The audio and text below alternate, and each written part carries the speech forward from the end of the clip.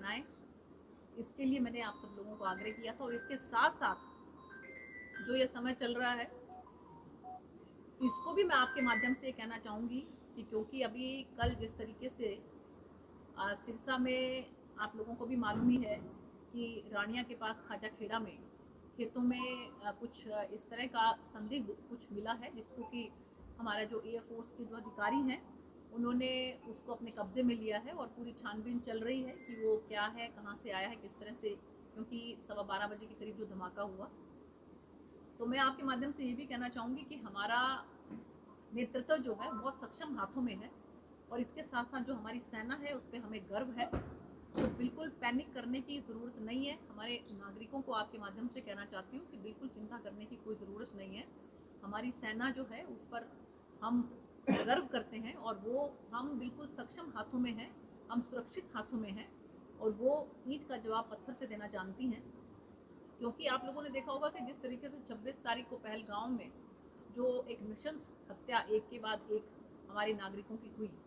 और उसके बाद हमारी सरकार ने, हमारी सेना ने जो कदम उठाए, उसमें उन्होंने 9 ऐसे आतंकवादी जो ठिकाने थे उनको नेस्तनाबूद किया। और उसके बाद ये स्पष्ट कर दिया कि हमने केवल और केवल, जैसा कि आपने देखा होगा कि रक्षा मंत्री जी ने भी ये बात कही कि हनुमान जी की एक चौपाई कि जिन्होंने हमें मारा हमने उन्हीं लोगों को मारा। तो ये बिल्कुल स्पष्ट किया कि हमने किसी भी तरह की कोई उनकी जो भी सैन्य, उनके जो भी ठिकाने हैं उन पर किसी भी तरह का कोई हमला नहीं किया, उनके जो सिविल एरिया है वहाँ पर किसी तरह का कोई हमला नहीं किया। केवल और केवल वो आतंकवादी ठिकाने जहाँ पर कि उनके ट्रेनिंग सेंटर चलते थे, वहाँ पर जहाँ पर टेररिस्ट जो हैं वो पनपाए जाते थे, उनको नेस्तनाबूद किया। और उसके बाद ये स्पष्ट कर दिया कि अगर अब पाकिस्तान शांत रहेगा तो हम भी बिल्कुल शांति ही में ही विश्वास रखते हैं, लेकिन अगर किसी भी तरह की कोई कार्रवाई करने की कोशिश पाकिस्तान करेगा तो उसका कड़ा जवाब जो है वो दिया जाएगा। तो उसी में आप देख रहे हैं कि जिस तरीके से जो चल रहा है, और खासकर अगर मैं सिरसा की बात करूं तो उनकी पाकिस्तान की तरफ से कहा गया कि जो सिरसा का यहाँ का एयरफोर्स स्टेशन जो है उसको उन्होंने ध्वस्त कर दिया है। हम सब यहाँ सिरसा की धरती पर बैठे हैं, आप लोग भी बैठे हैं, हम भी बैठे हैं, बिल्कुल सुरक्षित जो है चाक चौबंद हमारा एयरफोर्स स्टेशन सिरसा का है। और ऐसा कुछ नहीं हुआ है, बल्कि हमारे S-400 ने जहाँ कहीं पर भी पाकिस्तान ने कोशिश की है उसको मुंहतोड़ जवाब दिया है।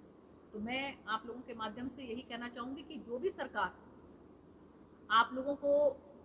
जिस भी तरह की जो डायरेक्शन देती है, जिस तरह के दिशा निर्देश आपको प्रशासन से मिलते हैं, उनका आप पालन करें। अगर ब्लैकआउट करने के लिए कहा जाता है तो ब्लैकआउट करें,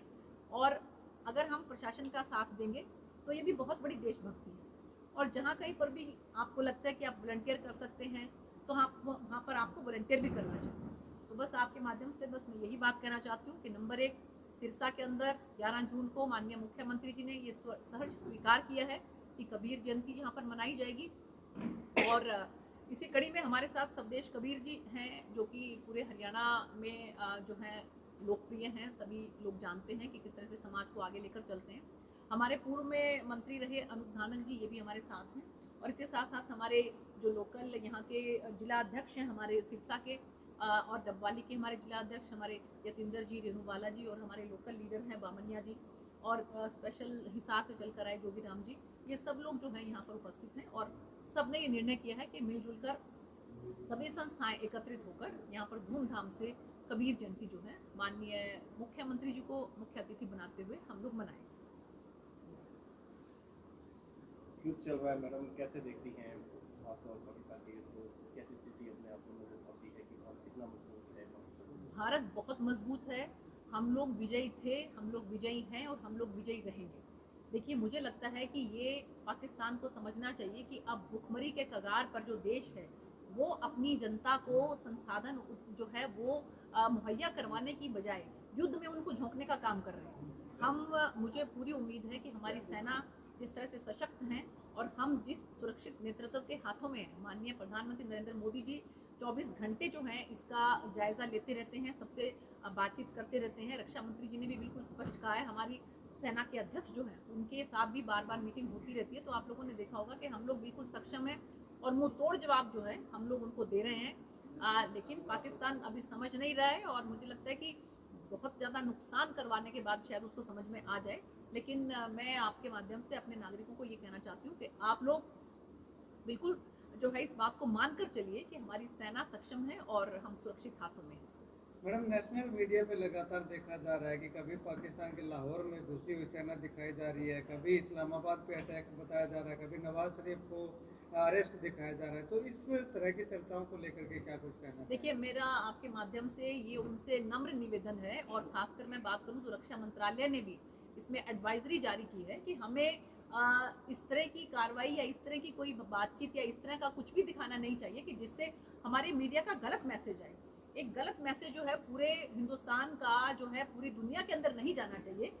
जो चीज़ हम लोग वैसे बहुत सक्षम है, हम लोग जो कर रहे हैं बहुत अच्छा कर रहे हैं और उनको कड़ा जवाब दे रहे हैं, लेकिन इस तरह की बात करके मीडिया, मुझे लगता है कि वो जो है एक गलत मैसेज उसमें जो है पूरी दुनिया के अंदर जाता है। ऐसा हमारे रक्षा मंत्रालय ने भी एडवाइजरी जारी की है और आपके माध्यम से मैं भी नम्र निवेदन उनको करना चाहती हूँ। मैडम, पाकिस्तान कायराना हरकत पर उतर आया है, सिविल एरिया के अंदर अभी वो एयर स्ट्राइक करने में लगा हुआ है, किस तरीके से देखते हैं? देखिए, गैर जिम्मेदाराना जो है उनकी हरकतें हैं और कायराना उनकी हरकतें हैं, और अब उनसे जब कुछ नहीं बन पा रहा है तो वो लोग कोशिश ये कर रहे हैं कि हमें किस तरह से हमारे नागरिकों को जो है वो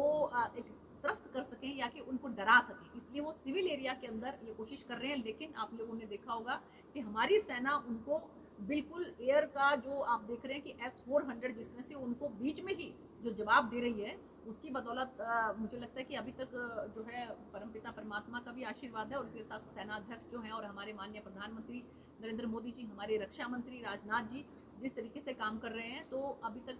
किसी भी तरह की हमें कोई जान की या माल की हानि उतनी नज़र नहीं आई। हालांकि हमारे जो एक ADC हैं राजौरी में, पता लगा है कि थापा जो है उनका इसमें नुकसान हुआ है, उनकी जान गई है, लेकिन फिर भी मुझे पूरी उम्मीद है कि हम लोग जो हैं वो सुरक्षित हाथों में हैं और मुंहतोड़ जवाब जो है हमारी सेना उनको दे रही है। आज विपक्ष ने भी मैम यात्रा निकाली है, भारतीय सेना को लेकर तारीफ की है उनकी।